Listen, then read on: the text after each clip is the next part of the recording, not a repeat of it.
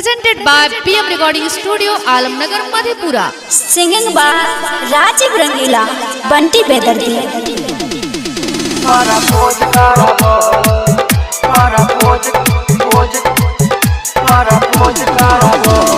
नया साल में छौरी लाभा डोजा हम देबो।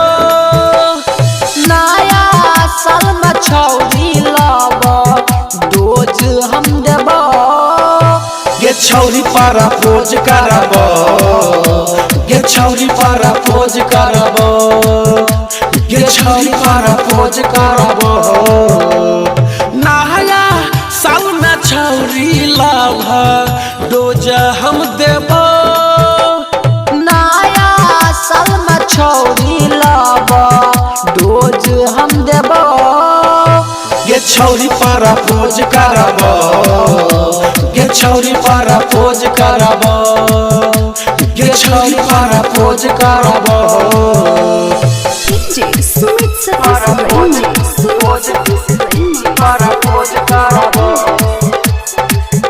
पारा पोज पोज पारा पोज करबो।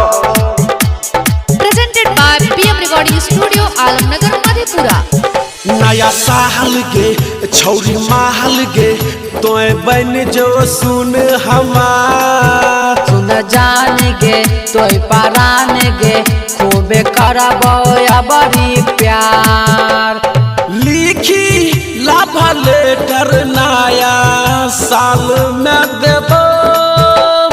लिखी लाभ लेटर छौरी रोज हम देबो। गे छौरी पारा पोज करबो, गे छौरी पारा पोज करबो, गे छौरी पारा पोज करबो। DJ सुमित सतीश पारा पोज करबो, पारा पोज पोज पारा पोज करबो। Presented by PM Recording Studio, Alamnagar, Madhepura. अइले 20 गे दिन 21 गे फेरू आइते नई साल। राजीव रंगीला बंटी बेदर्दी करतो दूनु प्यार। लाली होठ लाली छौरिया रोज हम देबो।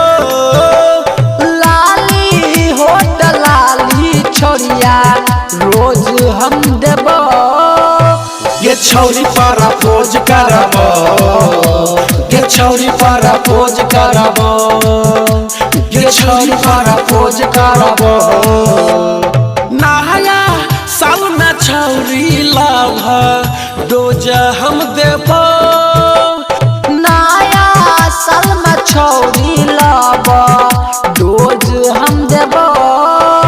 गे छौरी पारा पोज करबो, गे छौरी पारा पोज करबो, गे छौरी पारा पोज करबो।